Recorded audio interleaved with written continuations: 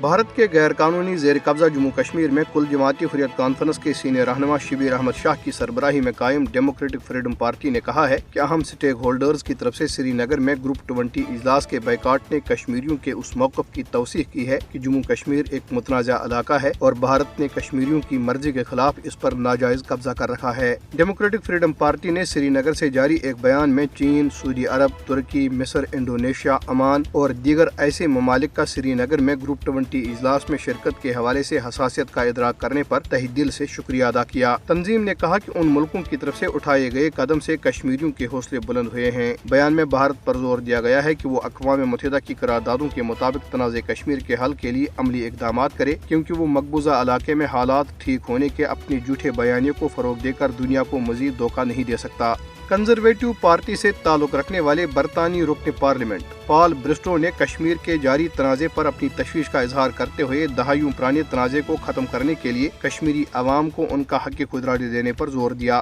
انہوں نے اپنے ایک ویڈیو پیغام میں مودی حکومت کی طرف سے سری نگر میں منعقدہ گروپ 20 اجلاس کا حوالہ دیتے ہوئے برطانوی حکومت پر زور دیا ہے کہ وہ انسانی حقوق کی خلاف ورزیوں اور حق خود ارادیت کے مسائل کو اٹھائے۔ برطانوی رکن پارلیمنٹ نے کہا کہ جموں کشمیر 1947 سے ایک متنازع خطے کے طور پر جانا جاتا ہے۔ بھارتی پولیس کے اسپیشل انویسٹیگیشن یونٹ نے ضلع کشتواڑ کے مختلف علاقوں میں گھروں پر چھاپے مارے۔ چھاپے ضلع کے علاقوں پڈر، کیشوان اور ٹھکرائی میں 4 افراد کے گھروں پر مارے گئے، جن کے خلاف غیر قانونی سرگرمیوں کی روک تھام کے کالے قانون UAPA کے تحت جعلی مقدمات درج ہیں۔ SSP کشتواڑ نے دعویٰ کیا ہے کہ جن لوگوں کے گھروں پر چھاپے مارے گئے وہ آزادی پسند سرگرمیوں میں ملوث تھے۔ بھارت میں انسانی حقوق کے کارکنوں اور سول سوسائٹی کے ارکان نے کہا ہے کہ دارالحکومت نئی دہلی اور G20 اجلاس کی میزبانی کرنے والے دیگر شہروں میں لوگوں کی جبری بے دخلی اور املاک مسمار کرنے کی مہم تیز کر دی گئی ہے، جس سے ہزاروں لوگ بے گھر ہو گئے ہیں۔ نئی دہلی میں ایک عوامی سماعت کے دوران سول سوسائٹی اور کمیونٹی کے اراکین نے جبری بے دخلی اور انسداد تجاوزات کی مہم کی وجہ سے بے گھر ہونے والے افراد کی تفصیلات پیش کی۔